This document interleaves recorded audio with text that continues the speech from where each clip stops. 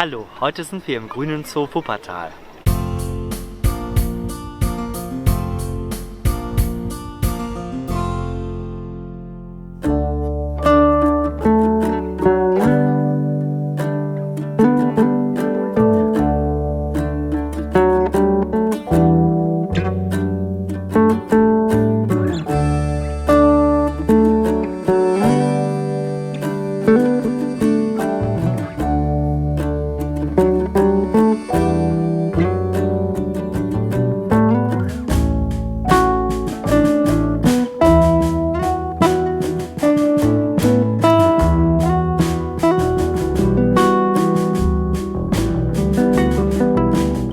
Der Philipp ist jetzt bei der Sweeney und passt auf. Und ich kann mich dann ganz um die Füße kümmern. Ich gebe nur so ein paar Kommandos, dass die Sweeney weiß, was ich von ihr will. Das ist ja jetzt sehr angenehm, dass sie auf der Seite liegt. Also es ist für die Sweeney angenehm, weil sie auch frisst und, sag ich mal, relativ entspannte Körperhaltung hat. Und für mich ist das auch eine ganz gute Arbeitshöhe. Sweeney, fein Girl. Also man sieht auch, so wie die Sache mal, die arbeitet dann tatsächlich so ein bisschen mit, dass die genau weiß, okay, wir haben ja unsere Abläufe, so und so wird es gemacht, dann reichen so kleine Hinweise, wie sie den Fuß jetzt halten soll. Und dann fange ich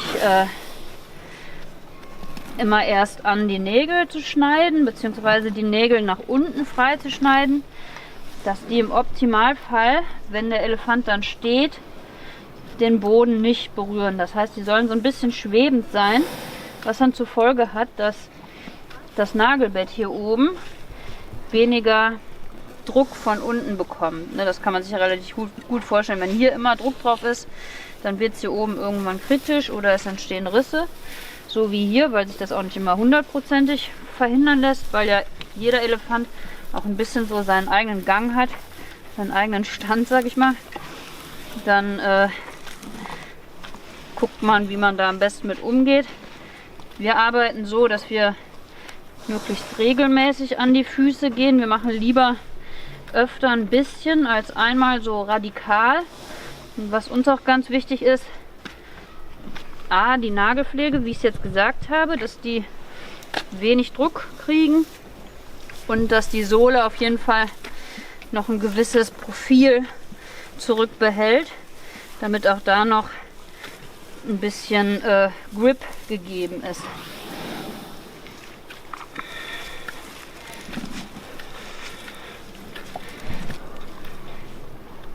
Und wir machen das auch so, dass jeder so seinen Elefanten hat, Fußpflegeelefanten, für den er zuständig ist, damit man sieht, was passiert, wenn ich was geschnitten habe und in was für einem Zeitabstand.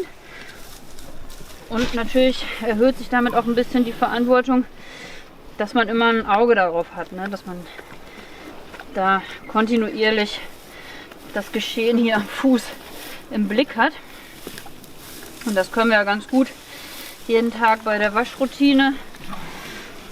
Einmal die Füße checken, ob die in Ordnung sind, ob die sich einen Stein eingetreten haben, ob die irgendwie eine Verletzung am Nagel haben oder so. Und wenn der Nagel so wie hier zum Beispiel aussieht, also das Nagelbett ist tipptopp in Ordnung und er hat auch keine Risse, so wünscht man sich das eigentlich. Aber wie gesagt, das ist auch nicht immer so umsetzbar, da die Tiere sich unterschiedlich viel bewegen im Winter. Eben stehen sie natürlich viel mehr drinnen und bewegen sich weniger. Im Sommer ist entsprechend mehr Bewegung und auch relativ trockener Boden, da sie durch die Außenanlage dann eben auch viel mehr Platz und Bodengrund haben, auf dem sie sich bewegen können.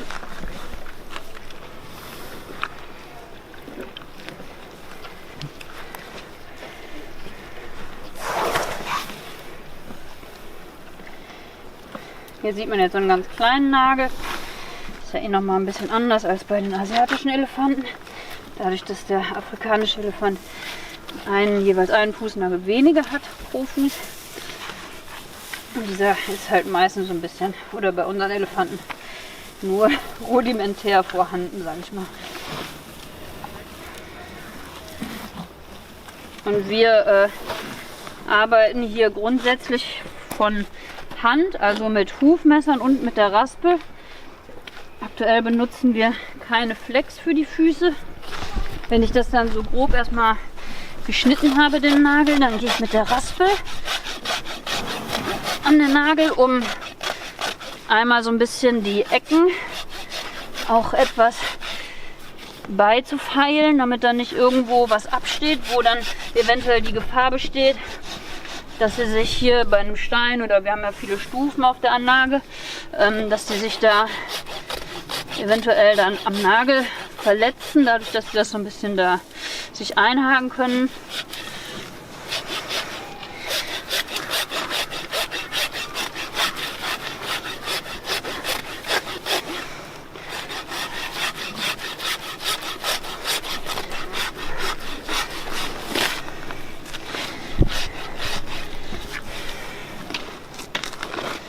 Ich mache nochmal den anderen Fuß wieder hoch. Sweeney. Fine Girl Sweeney. Die Sweeney frisst doch die ganze Zeit Luzerne. Das ist natürlich auch ein bisschen Bonusbelohnung nochmal. Und dann kann ich hier ganz in Ruhe arbeiten.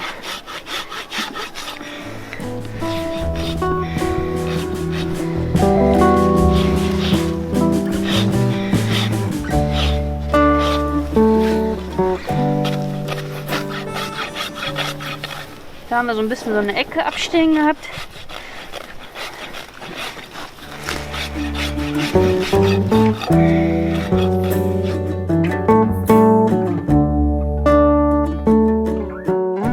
So, und dann gucke ich mir immer noch mal die Sohle an. Wenn die jetzt ganz große Risse hier hat, dann schneide ich die erstmal so grob nur auf. Und wenn ich dann gleich alle 4 Füße gemacht habe und die Nägel quasi den Zustand hier erreicht haben, dass sie so gut abgefeilt sind, dann würde ich das erstmal beobachten, 1 bis 2 Tage, den Rest der Sohle, und dann kann man da immer noch mal dran gehen, wenn nötig, weil durch diese Druckveränderung kann schon sein, dass die sich auch viel hier selber abläuft, was dann natürlich gut ist. Das finde ich jetzt gar nicht so gravierend hier. Gucke ich bei dem anderen nochmal.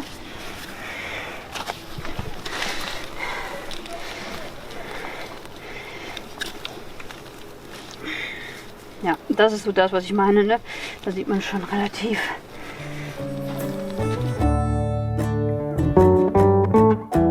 Ist relativ weich, also das ist sehr gummiartig hier, was in der Sohle ist.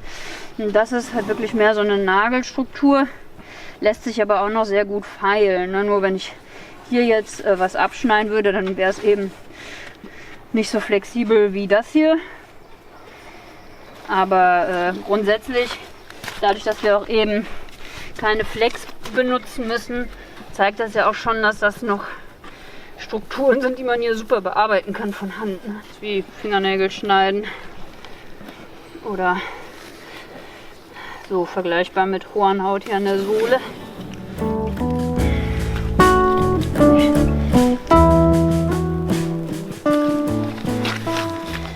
Genau, und jetzt gehen wir einmal zu den Hinterfüßen und dann muss jetzt Sweeney gleich einmal die Seite wechseln.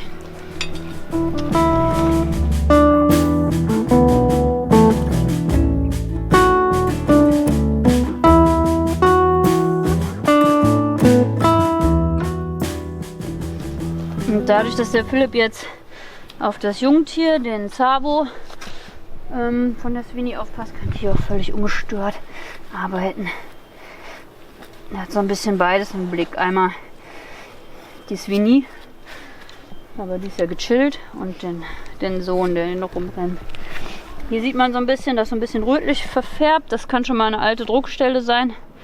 Das blutet jetzt hier nicht, sondern wie gesagt, das ist vermutlich eine Druckstelle. Wenn die jetzt so zuckt, dann hat die da eine Fliege sitzen. Oh, das ist was anderes. Ein Bienchen.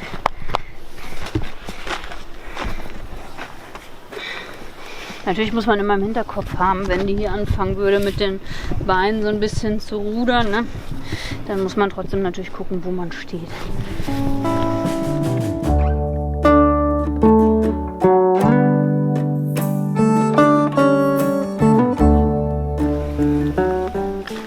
Ja, die Nägel bei der Sweeney sehen hier hinten nicht so toll aus. Das ist irgendwie eine längere Baustelle. Wie gesagt, da ist weniger mehr. Die Elefanten sind auch alle so ein bisschen unterschiedlich. Also die Sweeney ist schon sehr anfällig, was sowas angeht hier. Und dann gibt es wiederum andere Elefanten wie die Sabi, wo man das weniger stark betreuen muss. Das ist sehr abhängig vom Individuum, sag ich mal.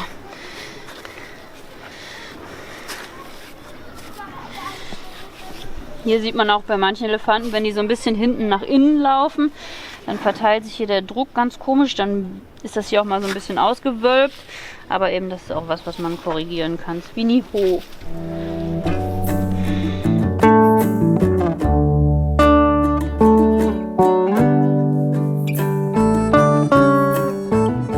Und dass die Sweeney jetzt hier so ruhig liegt, das ist natürlich auch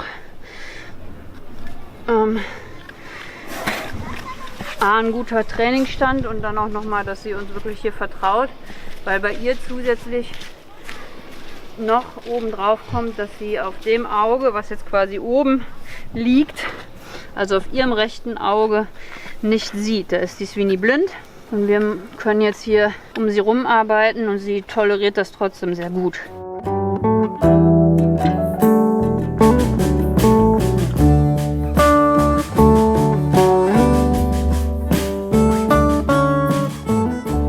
Natürlich müssen wir uns um die Füße kümmern, weil in den Haltungen Menschen hat eben natürlich andere Bedürfnisse, andere Gegebenheiten, Entschuldigung, herrschen und wir dafür Sorge tragen müssen, dass eben alles hier nach bestem Zustand gepflegt wird.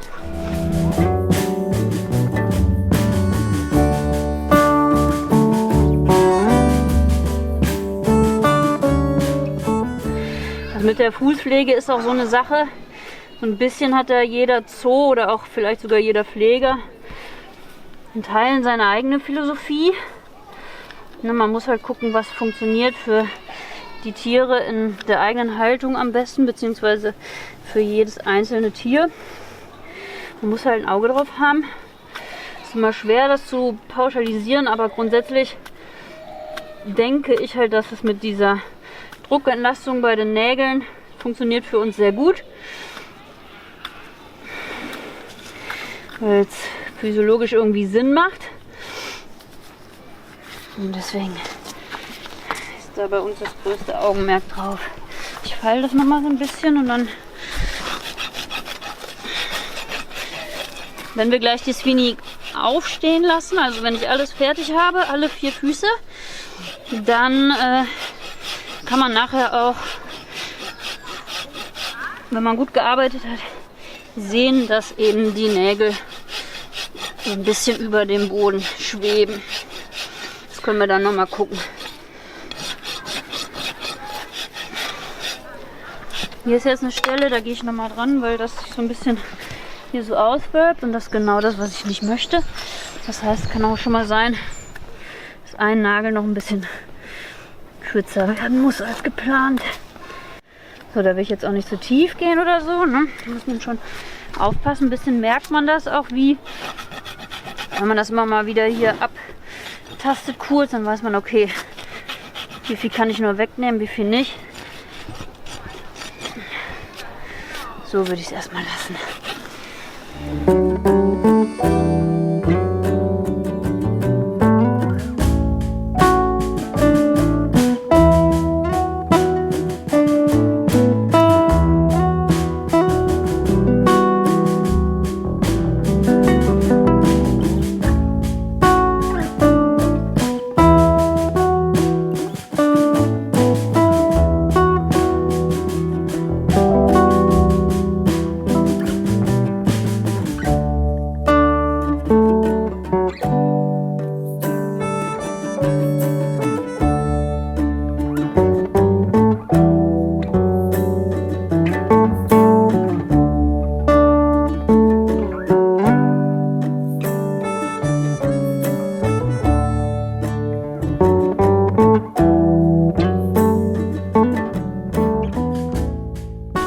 Wie man sieht, hatte jetzt hier so einen Riss, was nicht schön ist. Das passiert aber.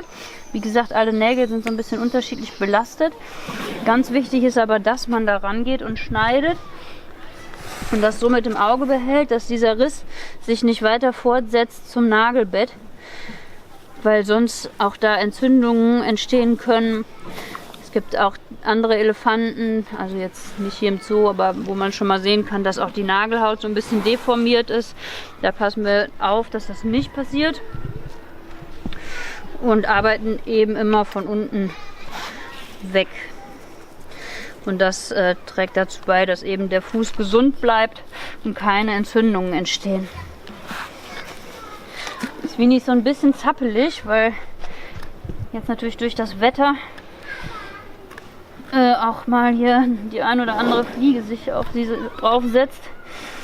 Das soll uns aber nicht so irritieren hier. Wir passen auf, dass er nicht gestochen wird. Nur deswegen ist er manchmal so ein bisschen zappelig dann.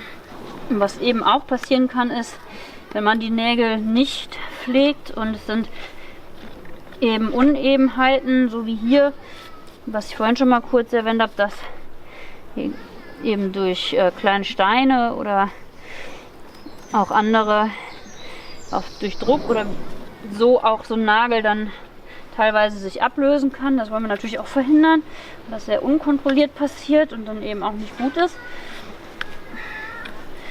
Und dadurch, dass wir auch täglich mit den Tieren das Training machen, können wir auch sehen, ob die sich was eingetreten haben in die Sohlen oder ob die sich anderweitig verletzt haben an den Nägeln.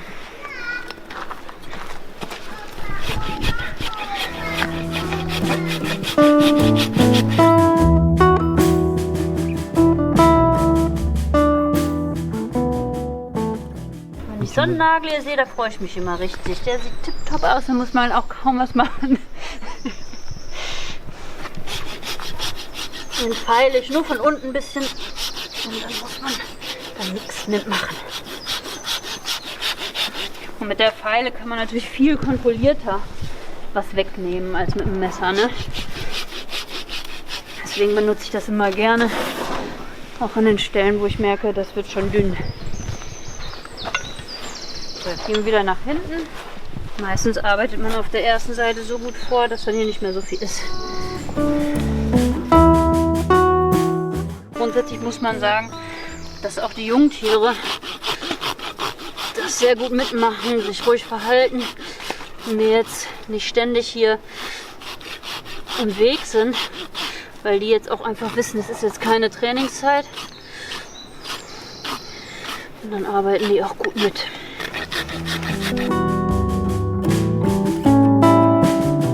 Langsam. Feingür. Hoch.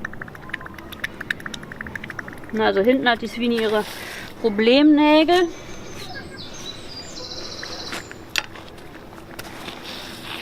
Hoch, Feingül, Sweeney. Ja, da hatte die Sweeney in der Vergangenheit auch viele Probleme leider mit dem Nagel. Da ist man dann halt länger dran und dann sieht das auch mal nicht so schön aus. Oh.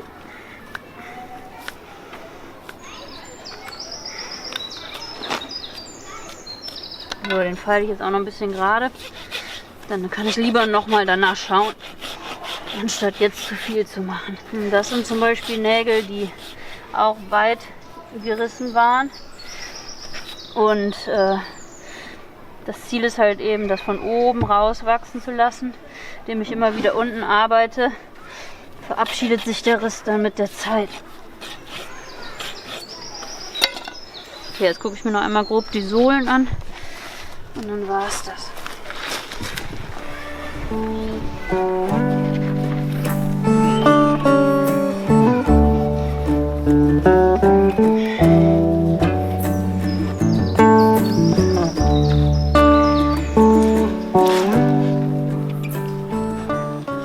Ja, hier sieht man auch ganz schön den Grund und warum sich das auch lohnt, die Füße eben vorher schön sauber zu machen, weil sonst kann man nämlich nicht so viel sehen. Also ich bin so zufrieden und dann lassen wir die Swini jetzt aufstehen und dann kann ich noch mal, wenn sie auf allen 4 Füßen steht, kurz was dazu sagen.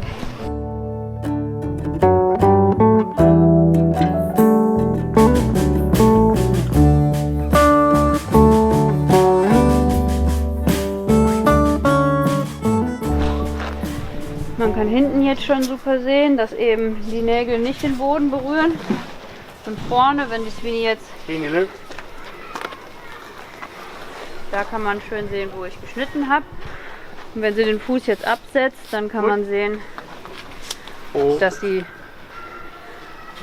nicht den Boden berühren. Und das ist wichtig. Das ist zwar minimal, hinten ist es ein bisschen auffälliger, aber auch je nachdem, wie sie steht, weil ich ja auch gesagt habe, jeder Elefant belastet auch so ein bisschen anders. Aber das ist eigentlich das Ziel. Und eben das im Blick behalten. Und morgen kann ich mir dann nochmal die Sohlen angucken, ob die sich so ein bisschen beigeschliffen haben durch die eigene Bewegung und den Abrieb durch den Sand. Und wenn das nicht der Fall ist, dann kann ich da immer noch mal ein bisschen mit dem Messer dran gehen.